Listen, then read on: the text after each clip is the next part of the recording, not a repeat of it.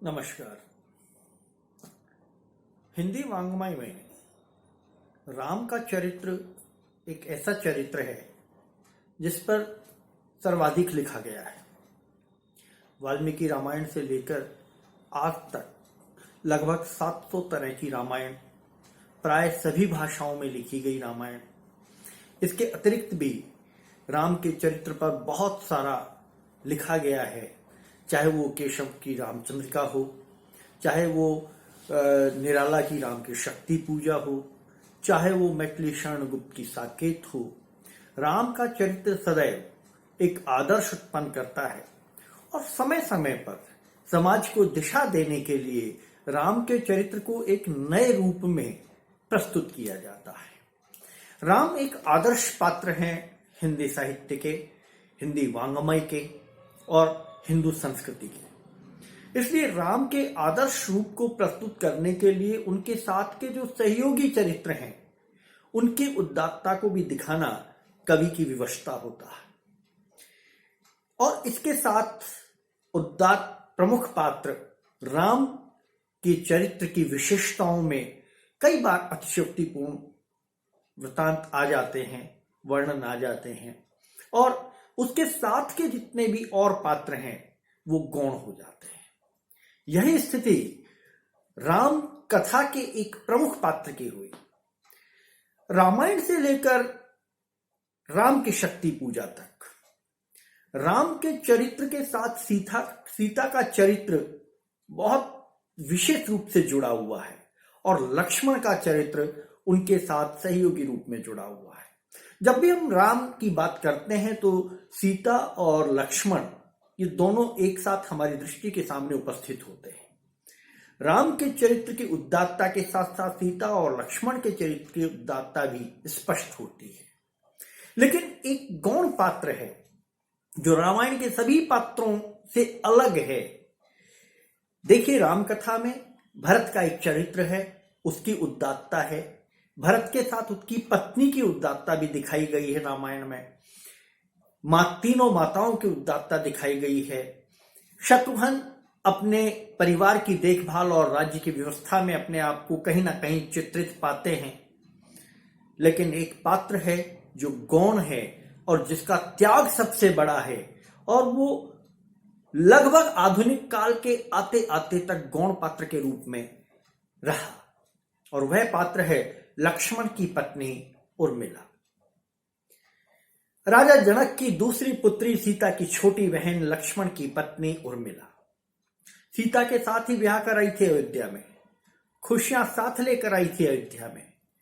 और जब वनवास मिला राम को तो लक्ष्मण उनके साथ चल दिए और जाते जाते उर्मिला पर पूरे परिवार और तीनों माताओं की जिम्मेदारी सौंपकर चले गए। सीता राम के साथ थी, इसलिए वनवास में भी पति सहित का साथ मिला। श्रुतकीर्ति शत्रुघ्न के साथ महलों में ही थी। भरत की पत्नी मांडवी भरत के साथ ही बलिदानी जीवन व्यतीत कर रही थी, लेकिन पति सामने थे।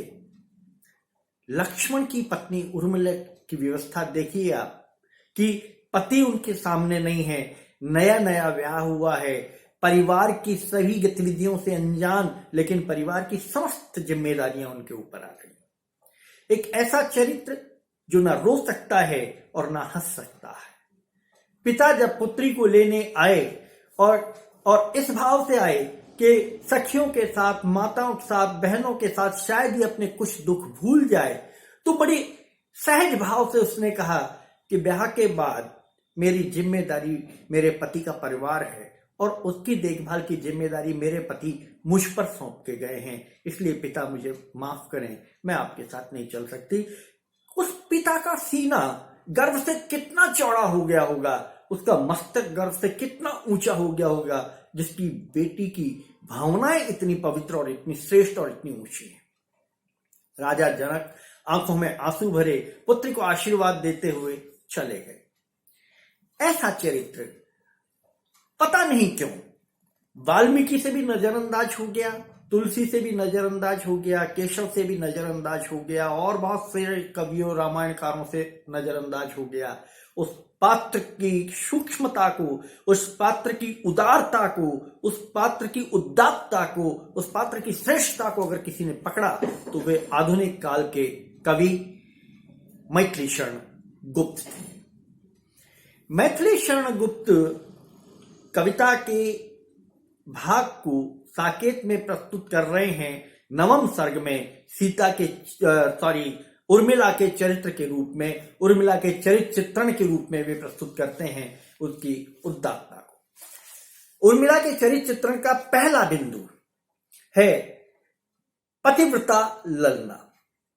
जाते वक्त जब लक्ष्मण राम के साथ वन में जा रहे थे, ऐसी स्थिति में जब उर्मिला ने भी साथ चलने की जिद की तो लक्ष्मण ने बड़े सहज भाव से कहा, मैं एक दास रूप में अपने भाई और अपनी भाभी के साथ जा रहा हूं उनकी सेवा के लिए। उनकी सेवा में कोई विघ्न ना पड़े इसलिए मैं तुम्हें अपने साथ ले जा नहीं सकता, और तुम्हारे जाने से पीछे मेरे मेरे पिता और माताओं की सेवा कौन करेगा, इसलिए उनका दायित्व मैं तुम पर सौंपता हूं।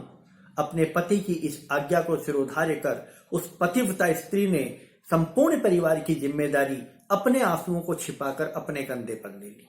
ये उस पात्र की श्रेष्ठता है, और कवि कहते हैं, उसकी श्रेष्ठता को प्रतिपादित करते हुए कहते हैं कि आई थी सखी मैं यहां लेकर हर्षोल्लास, जाऊंगी कैसे भला देकर यह निश्वास, कहां जाएंगे प्राण ये लेकर इतना ताप, प्रिय के फिरने पर इन्हें फिर ना हो आप। अर्थात अब प्रिय के लौटने तक तो मुझे यहीं अपने प्रिय के वचनों का पालन करना है, उनको दिए गए वचनों का पालन करना है। दूसरा बिंदु उनकी चरित्र की श्रेष्ठता का है सुख भोग से विरत। जब लक्ष्मण वन में चले गए तो उर्मिला ने भी अपने जीवन के सारे सुख, सारे उपभोग, सारे भोग विलास त्याग दिए, और वे बिल्कुल एकदम योगिनी की तरह, तपस्विनी की तरह महल में रहने लगी। जमीन में बिछोना बिछाना, सूखी रोटी खाना और साधारण वस्त्र धारण करना, सदैव अपनी तीनों सासों की सेवा में लीन रहना, परिवार की जिम्मेदारी की वहन करना। वे एक तपस्विनी के रूप में भोग विलास से दूर अपना जीवन व्यतीत कर रही थी। और कहते हैं कवि उनके बारे में कि स्वामी सहित सीता ने नंदन माना सघन गहन कानन भी। स्वामी सहित सीता ने नंदन माना सघन गहन कानन भी, वन उर्मिला वधू ने किया यहीं के हितार्थ निज उपवन भी। आंखों में प्रिय की मूर्ति थी, भूले थे सब भोग, हुआ योग से अधिक उनका विषम वियोग। अर्थात सभी सुख साधन, सुख भावनाओं को भूलकर अपने प्रिय की मूर्ति को अपनी आंखों में बसाकर वे निज उपवन में ही उन्होंने एक वन की सृजना कर ली और यही तपस्वी जीवन व्यतीत करने लगी। अगली विशेषता है उनके चरित्र की विवेकशील एवं धर्मनिष्ठ नारी। राजा जनक की पुत्री थी, इसलिए विदुषी तो थी ही थी, विवेकवान थी, बुद्धिमान थी, इसलिए अपने पूरे जीवन को अपने पति के बिना बड़े विवेक से, बड़े संयम से, बड़ी धर्मनिष्ठा के साथ उन्होंने व्यतीत किया। अपने कर्तव्य का पालन करते हुए अपने जीवन को व्यतीत किया। उनके इस गुण के बारे में कहते हैं कवि कि फटते हैं मैले होते हैं सभी वस्त्र व्यवहार से। ये जब पहनने से, बार बार पहनने से वस्त्र भी फटते भी हैं, मैले भी होते हैं, किंतु पहनते हैं क्या उनको हम सब इसी विचार से होते हैं। देवर्षि नत हत बहने छोड़ती हैं उसासें, आली तू ही बता दे इस विजन बिना मैं कहां आज जाऊं। कि मेरे देवर, मेरी बहनें मुझे देखकर दुखी होते हैं, लेकिन वे अंदर से दुखी हैं। उनके इस दुख को छोड़कर मैं कहां जाऊं। मैं उनके दुख में दुखी, उनके सुख में सुखी होना चाहती हूं, इसलिए मैं सदैव उनके साथ रहती हूं। व्यवस्था देखिए उर्मिला की, ना वो रो सकती है ना वो हंस सकती है। अपने दुख, अपनी करुणा, अपनी पीड़ा, अपने विरह को भी छिपाकर वे सारे दिन अपने कर्म में लीन रहती है, अपने कर्तव्य का पालन करती रहती हैं। अगली विशेषता है विरह व्यथा से पीड़ित नारी। नया ब्याह हुआ, पति अपने भाई और भाभी की सेवा के लिए वन चले गए, पत्नी यहीं रह गई परिवार की सुख सेवा के लिए। जरा सोच के देखिए उसकी विरह व्यथा की पीड़ा, उसके अंतर मन की पीड़ा को महसूस कीजिए। कवि कहते हैं कि मानस मंदिर में सती पति की प्रतिमा था, जलती सी उस विरह में बनी आरती आप। रस है बहुत परंतु सखी विष है विषम प्रयोग, बिना प्रयोगता के हुए यहाँ भोग भी रोग। इस संसार में बहुत सारा रस है, लेकिन वो सारा का सारा रस जो है विष के समान है, क्योंकि वो भोग, वो रस, वो आनंद जिसके साथ है वो यहां पर नहीं है, इसलिए विष के समान है। हे सखी तू ही बता, ऐसी परिस्थिति में मैं कैसे जीवन व्यतीत करूं। नायिका का विरह, जो रीतिकाल की नायिका का विरह है, वही आधुनिक काल में प्राचीन काल की नायिका को प्रस्तुत किया है मैथिली शरण गुप्त ने। उर्मिला के चरित्र की उदात्तता अगर पहली बार किसी ने प्रस्तुत की, लेकिन उस श्रेष्ठता के साथ प्रस्तुत की जो श्रेष्ठता उन्हें रामायण में मिलनी चाहिए थी, रामचरित्र मानस में मिलनी चाहिए थी, वही श्रेष्ठता साकेत में मैथिली शरण गुप्त ने उर्मिला को प्रदान की। तो ये उर्मिला के चरित्र की विशेषता तो है ही है, लेकिन मैथिली शरण गुप्त के काव्य की सबसे बड़ी विशेषता है और उनके काव्य के विषय की सबसे बड़ी विशेषता है कि उन्होंने उर्मिला को अपना पात्र चुना, उर्मिला पर कलम चलाई, उर्मिला जैसे भूले हुए विषय को उन्होंने अपना कविता का विषय बनाया साकेत के नवम सर्ग में। अगली विशेषता उनके काव्य, उनके चरित्र की है, उर्मिला के चरित्र की है, वह है करुण क्रंदन से पूरित विरहित नायिका। विरही नायिका करुण क्रंदन ही करेगी, उसकी आंखों में आंसू ही होंगे, उसकी वाणी में पीड़ा ही होगी, लेकिन व्यथा ये है कि वो ना तो आंसू सब परिवार के सामने दिखा सकती है, न पीड़ा को व्यक्त कर सकती है, क्योंकि यहां पूरा परिवार उसी पीड़ा से गुजर रहा है। और उर्मिला को देखकर सब पीड़ित हैं, सब दुखी हैं, सब व्यथित हैं, और सबको देखकर उर्मिला दुखी है, पीड़ित और व्यथित है।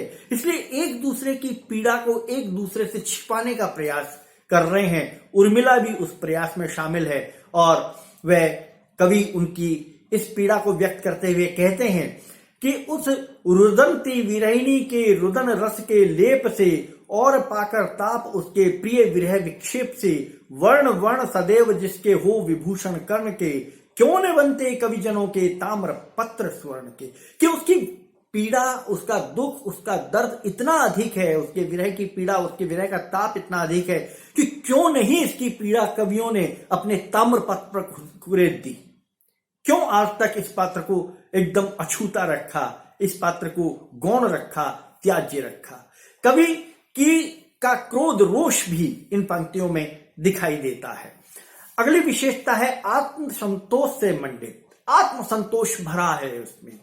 पति जो आज्ञा देकर गए हैं, पति जो कह कर गए हैं, वो उर्मिला के लिए पत्थर पर लकीर है। और इसी के साथ पति के प्रेम को महसूस करते हुए उर्मिला कहती है, दोनों और प्रेम पलता है, सखी पतंग भी जलता है, हाँ दीपक भी जलता है।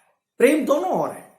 पतंगे के जलने को तो हम देखते हैं, लेकिन दीपक जल रहा है उसको नहीं देख रहे हैं। उर्मिला का विरह तो दिखाई देता है, मेरा विरह तो दिखाई देता है सखी तुमको, मेरा अकेलापन तो दिखाई देता है, लेकिन मेरे प्रिय भी वहां अकेले हैं, वो भी विरहित हैं, वो भी विरह में तड़प रहे हैं। इसलिए प्रेम दोनों ओर पलता है, दीपक भी जलता है, पतंग भी जलता है। तो इस बात को उर्मिला महसूस करती है कि प्रेम एक तरफा नहीं है और प्रेम की पीड़ा भी एक तरफा नहीं है। अगली विशेषता है सहनशीलता की पराकाष्ठा है उर्मिला में। यौवन के पराकाष्ठा पर लक्ष्मण उर्मिला को छोड़कर गए।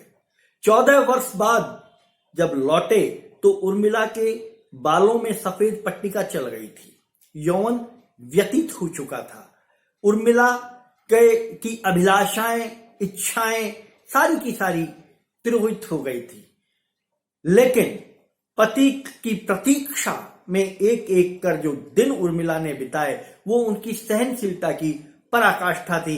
और सारी वेदना को दरकिनार कर, सारे कष्ट, सारे विरह को दरकिनार कर लगातार धैर्य से और सहिष्णुता से अपने परिवार का पालन, अपने परिवार की सेवा करना उन्होंने अपना लक्ष्य बना लिया था। ये उनकी सहनशीलता की पराकाष्ठा थी। कवि कहते हैं, वेदने तू भी भली है, वेदने तू भी भली बनी, पाई मैंने आज तुझी में अपनी चाह घनी, नई किरण छोड़ी है तूने, तू है हीर कनी, सजग रहूं मैं साल हृदय में, ओ प्रिय विसिक अनी, वेदनी वेदने तू भी भली बनी। हे वेदना, वेदना का मानवीकरण कर दिया। हे वेदना तू भी भली है, तुझे मैंने अपने हृदय में स्थान दिया और तू हीरे की कनी के समान मेरे हृदय में पलती चली गई। तेरे साथ भी मेरा जीवन, मेरा समय व्यतीत हुआ। चिंताकुल नारी के रूप में भी उर्मिला का चरित्र प्रतिपादित होता है। चरित्र की विशेषता आती है पूरे परिवार की चिंता, पूरे परिवार की देखभाल की चिंता, पूरे कुल की मान मर्यादा की चिंता, पूरे साम्राज्य की चिंता, क्योंकि भरत भी सन्यासी हो गए हैं, वो भी कुटीर में रह के राम की चरण पादुकाओं की सेवा करते हुए जीवन से व्यतीत कर रहे हैं। मांडवी अपने पति को देखकर महल में सन्यासिनी हो गई है। उर्मिला अपने पति के बिना सन्यासिनी हो गई है। परिस्थिति परिवार की ऐसी हो गई है। ऐसे में पूरे परिवार की चिंता करने वाली नारी उर्मिला, जो सजग रहकर पूरे परिवार का भरण पोषण कर रही है, उनकी वेदना को शांत करने का प्रयास कर रही है। कवि मैथिली शरण गुप्त ने बहुत ही सुंदर शब्दों में अपने काव्य में, साकेत में, 9वें सर्ग में उर्मिला के चरित्र की उदात्तता को प्रतिपादित किया है। तो बच्चों, जब हम इस प्रश्न को तैयार करें, उर्मिला की विरह वेदना के साथ साथ उर्मिला के चरित्र चित्रण पर प्रकाश डालिए, तो हम उर्मिला के इन चारित्रिक गुणों को देखते हुए इस प्रश्न को तैयार करेंगे और थोड़ा सा विस्तार से करेंगे, और साथ ही साथ मैथिली शरण गुप्त की काव्य शैली को इसमें स्पष्ट करते हुए आगे बढ़ेंगे। मैंने इससे पूर्व के वीडियो में यशोधरा के चरित्र चित्रण पर बात की, अभी उर्मिला का चरित्र चित्रण हुआ। मैथिली शरण गुप्त की काव्यगत विशेषताओं पर नंबर 1 वीडियो में हमने बात की। लगातार 1, 2, 3 वीडियो हम मैथिली शरण गुप्त बना चुके हैं, और मैथिली शरण गुप्त पर जो 3 प्रमुख प्रश्न बनते हैं वो तीनों इसमें पूरे हो गए हैं। अब आपको इस वीडियो को गौर से सुनकर, पढ़कर, देखकर अपनी परीक्षा की तैयारी करनी है। बीए पार्ट 3 के हिंदी साहित्य के प्रथम प्रश्न पत्र के मैथिली शरण गुप्त के इस पार्ट को हम यहां समाप्त करते हैं। अगला वीडियो एक नए कवि के साथ। इस वीडियो को लाइक कीजिएगा, जिसने सब्सक्राइब नहीं किया है सब्सक्राइब कीजिएगा, और साथियों को ये लिंक भेजकर सब्सक्राइब करवाइएगा, ताकि परीक्षा के लिए आपके पास महत्वपूर्ण वीडियो प्राप्त हो सके। परीक्षा अपने निर्धारित समय पर होगी। परीक्षा की तैयारी प्रारंभ करें। नमस्कार।